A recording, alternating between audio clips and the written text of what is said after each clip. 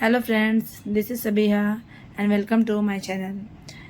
Today we are going to start child development and pedagogy parts previous year questions. Okay.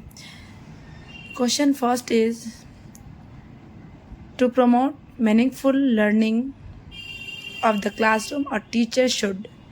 बोला है क्या कि मतलब लर्निंग को प्रमोट करने के लिए क्लासरूम में टीचरों को क्या करना चाहिए. तो first option help the student to regulate their own emotion. First है कि स्टूडेंट को हेल्प करना चाहिए उसके इमोशन को रेगुलेट करने के लिए. Second option categorize and label student according to their performance and make ability. कभी भी स्टूडेंट को ना कैटेगरी वाइज डिवाइड नहीं करना चाहिए उसके लेवल के अकॉर्डिंग. ये बच्चे क्या हो जाते हैं, डीमोटिवेट हो जाते हैं, ये क्रॉस हो जाएगा.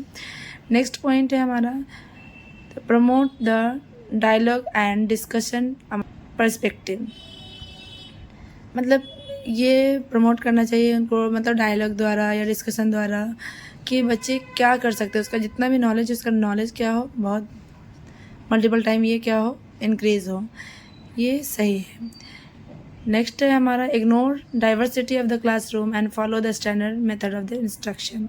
नो, ये कोई भी डाइवर्सिटी को इग्नोर नहीं करना चाहिए. जहाँ इग्नोर नेगेटिव बातें आती है वो कट हो जाता है. ठीक है. तो आई थिंक ये option number first and third is okay. Then C is the correct answer. Okay. Question number 2 है which of the following is not an effective strategy to adjust learner from disadvantage and deprived background. कौन सा जो strategy है वो मतलब नहीं follow होता है. तो सबसे पहला है option motivate the student to set moderately challenging goal and prove the appropriate instruction support. First ये नहीं होगा क्योंकि किसी भी स्टूडेंट को मोटिवेट तो करना चाहिए लेकिन चैलेंज नहीं देना चाहिए. ठीक है. सेकेंड है from the collaborative group to the work activities and encourage the student support each other. यहाँ पे ये मतलब एक ग्रुप है, ये क्या होगा, मतलब ग्रुप में स्टूडेंट आगे सीखते हैं. यहाँ पे क्या पूछा है, नॉट मतलब क्या है कि जो नहीं है स्टूडेंट के लिए सक्सेस, तो इसको हम कट करेंगे. नेक्स्ट पॉइंट है हमारा talk to the learner understand their needs and challenge faced by them. अब लर्नर से पूछना है कि क्या चीज़ की ज़रूरत है, नहीं है, ये भी स्टूडेंट के आगे बढ़ने के लिए है. तो point number D asking the learner to enroll for the tuition outside of the school so that the teacher does not have to pay much attention of them. मतलब बच्चे से पूछना है कि ट्यूशन कहाँ पढ़ते हो और इसलिए टीचर उस पर अटेंशन नहीं देते हैं. ये डी नंबर आपका क्या है, नॉट इफेक्टिव है. ठीक है. बच्चा इसमें क्या करेगा, ग्रो नहीं करेगा. यहाँ पे भेदभाव की भावना आ जा रही है तो ये इफेक्टिव नहीं है. ठीक है. Question number 3 physical and emotional health of children dash there learning. ये फिजिकल और इमोशनल जो हेल्थ होता है वो बच्चे को लर्निंग में क्या करता है. तो फर्स्ट ऑप्शन, तो फर्स्ट ऑप्शन है आपका इज़ नॉट रिलेटेड टू. यहाँ पे इज़ नॉट रिलेटेड टू ये नहीं होगा. हैज़ द इनसिग्निफिकेंट रोल, इसका भी इनसिग्निफिकेंट रोल नहीं है. Does not have any influence on, मतलब ऐसा नहीं है कि हाँ फिजिकल और इमोशनल जो है वो लर्निंग में कोई ये नहीं करता है. प्ले एन इम्पॉर्टेंट रोल, ये आपका सबसे इम्पॉर्टेंट है कि फिजिकल और इमोशनल हेल्थ जो है बच्चे का अगर सही होगा तभी वो पढ़ाई पे ध्यान दे पाएंगे. और बच्चे अगर सोचने समझने की क्षमता है अगर उसके अंदर कि हाँ पढ़ाई करने से क्या होता है, कितना देर पढ़ना चाहिए, क्या करना चाहिए, तो ये भी बच्चे ग्रो करने में हेल्प करेगा. तो ये मोस्ट इम्पॉर्टेंट. ठीक है.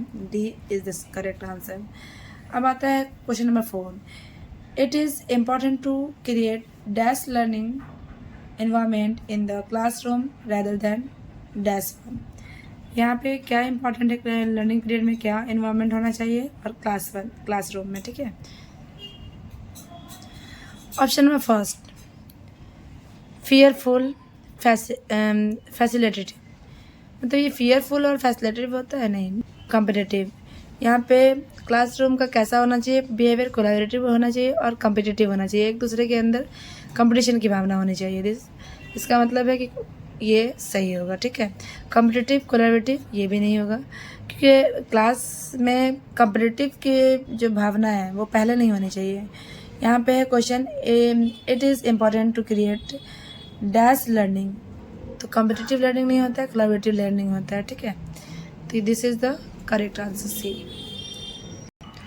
क्वेश्चन नंबर 5 है, which of the following is an example of effective motivational strategy to encourage student to learn. मतलब कौन सा मतलब मोटिवेशन, इफेक्टिव मोटिवेशन है जो लर्निंग में स्टूडेंट को काम आएगा, ठीक है।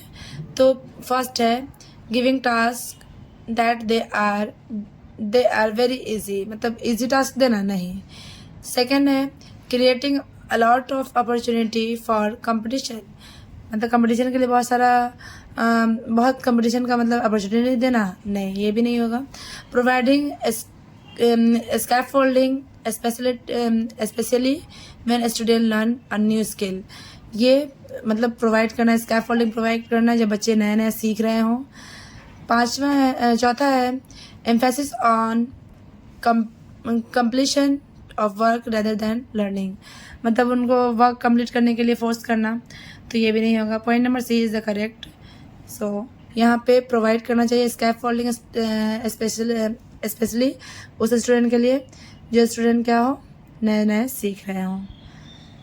अब नेक्स्ट क्वेश्चन है, which are the following statement about children's thinking is not correct. कौन सा स्टेटमेंट में मतलब बच्चों के लिए सही नहीं है। तो point number first, children active think about the various phenomenon around them and have an urge to explore, मतलब children actively think about the various phenomenon, मतलब बच्चा बहुत सारे फिनोमेनन के बारे में सोचता हो, समझता हो और उसको एक्सप्लोर करता हो। दूसरा है children are born with curiously to learn about the world around them, ये भी आपका ऑप्शन सही नहीं है। अब आते हैं ऑप्शन नंबर 3 में, children construct their own theory about the various phenomenon around them, ये भी आपको, क्योंकि यहाँ पे नॉट पूछ रहा है, सब में पॉजिटिव आ रहे हैं बातें, यहाँ पे चिल्ड्रन खुद का अपना ये बनाते हैं, ठीक है। नेक्स्ट है children can not think of concept of their own and primary role of teacher to provide information, बच्चे ये नहीं सोच सकते हैं कि वो अपने बारे में नहीं सोच सकते हैं, खुद से नहीं सोच सकते हैं, जो बच्चे टीचर सिखाएंगे उसी को कंप्लीट करेंगे, तो ये आपका करेक्ट आंसर है।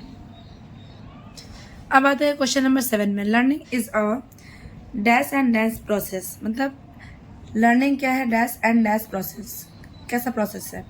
तो आपका ऑप्शन नंबर फर्स्ट है सिंपल इंडिविजुअल प्रोसेस है, नहीं। कॉम्प्लेक्स पैसिव प्रोसेस है, नहीं।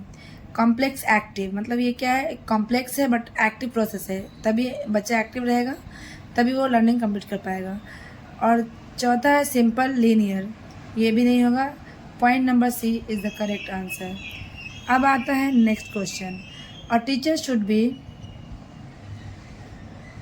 Should dash the social cultural religional and linguistic diversity in her classroom to facilitate meaningful learning। तो पहला पॉइंट है कि टीचर को कैसा होना चाहिए, अंडरस्टैंड, ये। दूसरा है नेग्लेक्ट, तीसरा है डिसमिस, इग्नोर, ये तीनों कट होगा क्योंकि नेगेटिव चलेगा नहीं। Number A is the correct answer, ठीक है। कि टीचर को समझना होगा सोशल कल्चर और रिलीजियस और लिंग्विस्टिक डाइवर्सिटी को, तभी वो अच्छे से पढ़ा पाएंगे। अब आता है क्वेश्चन नंबर 9 में है, in a dash classroom teacher adapt their pedagogy and various assessment to cater to individual student, मतलब इंडिविजुअल स्टूडेंट को के लिए टीचर मतलब क्या कर सकते हैं। तो क्लासरूम में क्या हो सकता है, तो पहला है टेक्स्ट बुक सेंट्रिक, नहीं। बिहेवियरिस्टिक नहीं, टीचर सेंट्रिक नहीं, उसके बाद है प्रोग्रेसिव, मतलब ये progressive is the correct answer, ठीक है। ये in a progressive classroom teacher adapt their pedagogy. Progressive classroom में टीचर ये अडेप्ट कर पाते हैं कि वो क्या कर रहे हैं। Question number 10, children's failure in school. Children's school में फेल होते हैं, रीज़न क्या है? फेलियर चिल्ड्रन का क्या रीज़न हो सकता है? Number A, proves that student children prove that these children have genetic birth defect and hence should be pulled out of from school। जो फेलियर बच्चे हैं उसको स्कूल से निकाल देना चाहिए, या फिर उसका जेनेटिक मतलब बर्थ इफेक्ट को समझना होगा, ये रॉन्ग है। Number B, signifies that parents have not been able to support their children to learn। मतलब पेरेंट्स सपोर्ट नहीं करते हैं तो टीचर को क्या करना चाहिए, मतलब ऐसा पेरेंट्स का यहाँ पे भी कोई रोल नहीं है। Number C, suggest that the children from deprived background and not capable of learning. मतलब उसको सजेस्ट करना चाहिए कि आपका बैकग्राउंड ऐसा है और आप लर्निंग में कैपेबल नहीं हो, ये भी रॉन्ग है। Indicate that school has been able to cater to the needs and interest of this children. मतलब क्या इंडिकेट ये करना चाहिए कि स्कूल में मतलब क्या चीज़ नहीं हो रहा है जो बच्चे उसको मतलब इंटरेस्ट नहीं ले रहे हैं, तो D is the correct answer. I hope आप लोगों को समझ में आ गया होगा। इसी तरह के वीडियो देखने के लिए आप मेरे चैनल को सब्सक्राइब कर दें, लाइक कर दें, और नेक्स्ट मिलते हैं अगले वीडियो में। तब तक के लिए बाय।